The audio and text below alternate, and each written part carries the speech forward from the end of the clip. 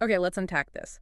Imagine a building purpose-built with community welfare funds, intended as, a beacon of opportunity, a student hostel. Right. Now, picture that same building becoming the white-hot center of a political scandal, one that threatens to just wipe out the careers of senior legislators, even cabinet ministers. It's a perfect storm. This is precisely the tension at the heart of the controversy surrounding the Doddi Komariah Athma Gaurava Bhavan in Kokapet. It's a fascinating case study, really, in how the enormous value of real estate can just instantly corrupt the public mission of a welfare asset. So where do we start? To understand the stakes, we have to start at the beginning, right? The original purpose. Exactly.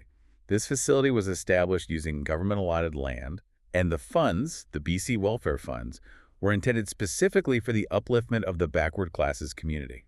And for those who might not know, BC welfare, what does that cover? Well, it deals with statutory assistance for things like education and housing for some of the most marginalized sections of society.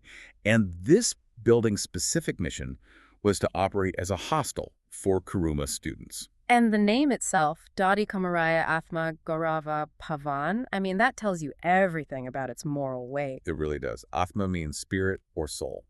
And Gaurava is honor. Exactly. So a place of honor for the spirit. It's meant to be a place of reverence.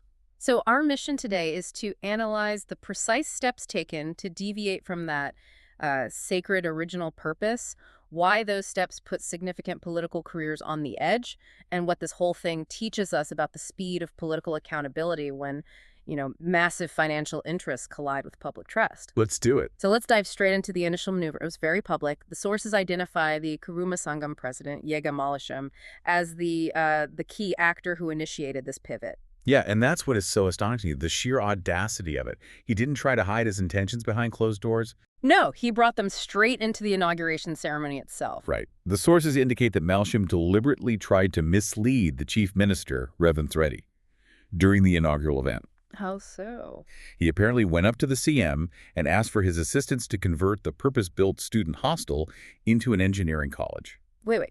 He asked the chief minister on the record at the opening ceremony to help him violate the very purpose of the structure. Yes. That seems incredibly risky for the CM. It absolutely was. Had the CM given any kind of assurance, even hinted at agreement, he would have instantly created a huge political problem for his new administration. The opposition would have had a field day. Oh, absolutely. Ammunition about compromising welfare assets. But, the audacity didn't even stop there. There's more. Even earlier in the program, the sources report an equally telling interaction. This one involved Bandaru Dattatreya, who was a former governor and union minister. A very senior figure. Very. So Dattatreya, in his speech, mentions that the hostel would be opening soon for students. And Yegge Mallesham actually interrupts him. He interrupts him on stage. Insists that Dattatreya stated it would be an engineering college instead. So he's actively trying to enforce this new private commercial narrative onto the asset. He's coercing high-profile leaders to repeat it. It reflects a pretty dangerous trend, I think, where community leaders, maybe in pursuit of private financial gain, seem willing to act completely against the established rules of the welfare system. Which brings us to the big question, right? Why? Why risk political suicide over a student hostel? The answer is location, location, location. Kokapet. This isn't just any piece of land. This is prime, high-stakes real estate. We have to contextualize this for you. When we talk about 5 acres of land in Kokapet, what are we actually talking about in, say, dollar terms? We are talking about staggering figures. The reporting we have suggests that those 5 acres are valued at a massive 900 crores. 900 crores. In the open market. To give you some context, Kokapet is right next to the high-tech corridors. It's where the city is expanding its commercial and high-end residential footprint.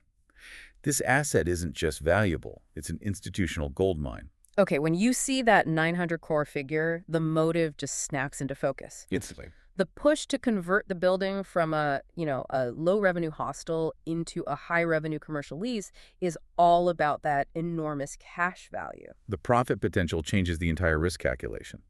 And the sources point to an alleged precedent for this kind of maneuver. Oh, really? Yegge Mallesham's motive, according to the documents, was to profit financially from leasing the land, much like how he allegedly handled a previous land deal. Which one was that? The Mansourabad land deal with the Burla Open Minds Group or Boda Educational Group. It suggests a potential pattern of monetizing community assets. So this shift in strategy from providing shelter to running a potential engineering college or commercial school, this is where the integrity of the whole BC welfare system is called into question. That's spot on. But thankfully, the move did not go unopposed, especially after that very public display at the inauguration. And this is where we introduce the critical voice of opposition. Professor Kancha Ilaiah Shepherd. And Eliah's intervention, it wasn't some chaotic public protest. It was very measured, right? A strategic act designed to force accountability from the top down. He was the one sensible voice at the time. He avoided creating a public spectacle at the event itself, and instead took the formal, documented route. What did he do specifically? He wrote directly to the political leadership, specifically to the BC Welfare Minister, Ponnam Prabhakar, and the Chief Minister, Revanth Reddy. So he put it on paper. Exactly. This ensured the issue couldn't just be ignored as community gossip. It was documented opposition to a major policy maneuver. And what was the core of his argument in that letter? He wasn't just arguing sentiment. He was arguing, what, law and precedent? Precisely.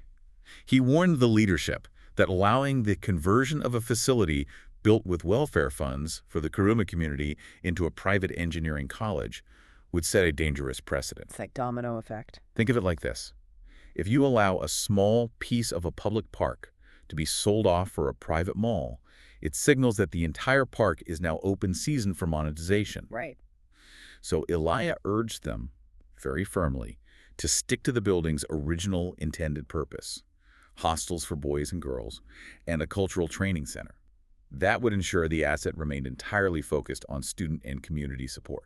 The opposition, it seems, slowed down the initial plan, but it didn't stop the plot entirely. No, it didn't. After failing to force the engineering college pivot, the key actors allegedly scaled up the operation. They got heavy political hitters involved to try and push a different kind of deal. And this is the second, and I would argue, most legally perilous step in the whole affair.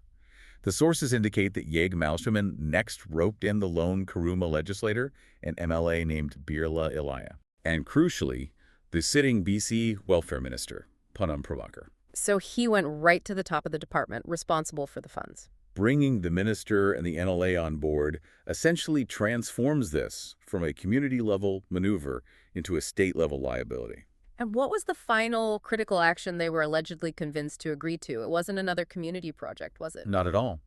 It was leasing the government premises, the Athma Gaurava Bhavan, to the private Narayana Educational Schools. Wow. So that's the key action. That's what converts the public welfare building into a fully commercial revenue stream for a private company. And that commercial venture, unfortunately, is where the eye-watering financial allegation truly explodes. Let's get to it. When you look at that 900 crore land valuation, the source suggests that facilitating a private lease on an asset this big could potentially result in kickbacks worth at least half the value. Half the value. So you're talking, what, 450 crores? The alleged figure is around 450 crores. That is an astonishing claim.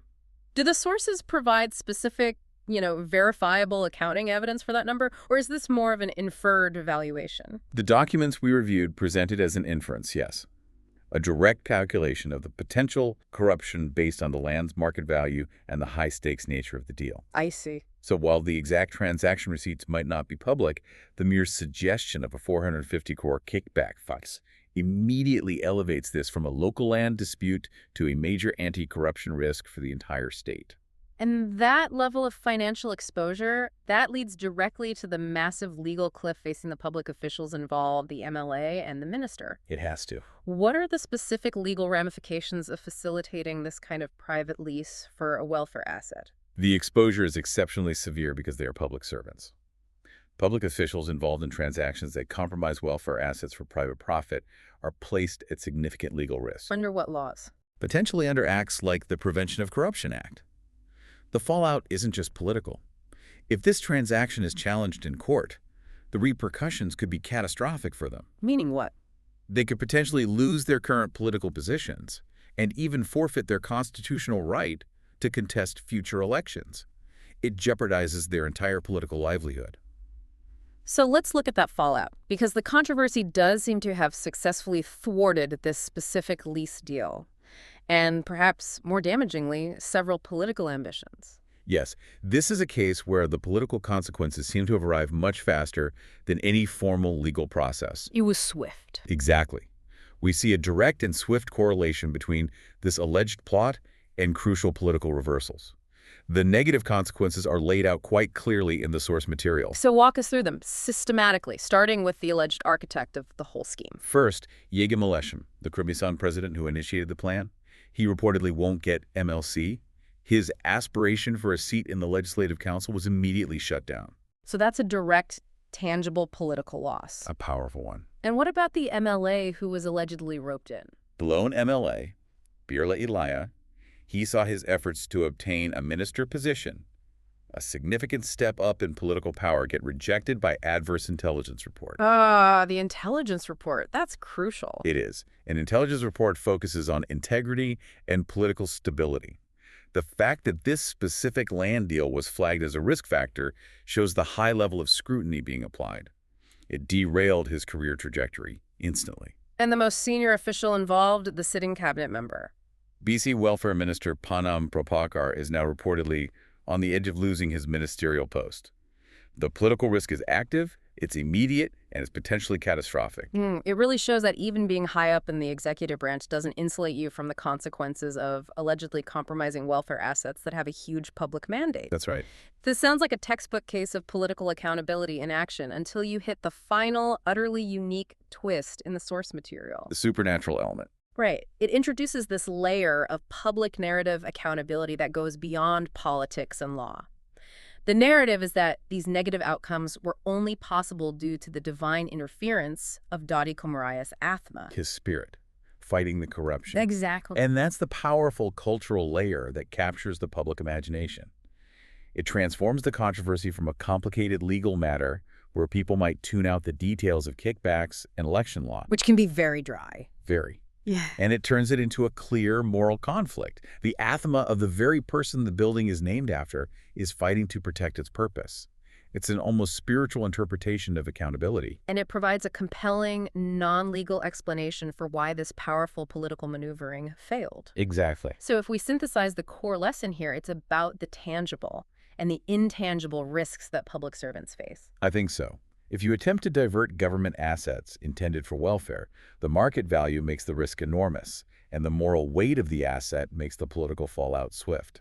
Absolutely. The key takeaway is that the moment government assets intended for specific community welfare, like that 900 crore land in Kokapet, are allegedly diverted for massive private profit, the political risk just skyrockets. It often outpaces any potential financial gain. The fallout can be immediate and career-ending, as we saw with that intelligence report. The asset's intrinsic purpose, its Athma Gaurava, acts as its own powerful protective measure in the public sphere. Well said. This whole deep dive leaves me with a final provocative thought for you to consider. If an official intelligence report can derail a ministerial appointment just based on association with a controversial land deal, what does the public narrative of a deceased leader's spirit, the Athma, really represent? Does it become a form of moral public accountability that moves faster than the slow, cumbersome process of legal recourse? Something to consider next time a public welfare building is suddenly put up for a private lease.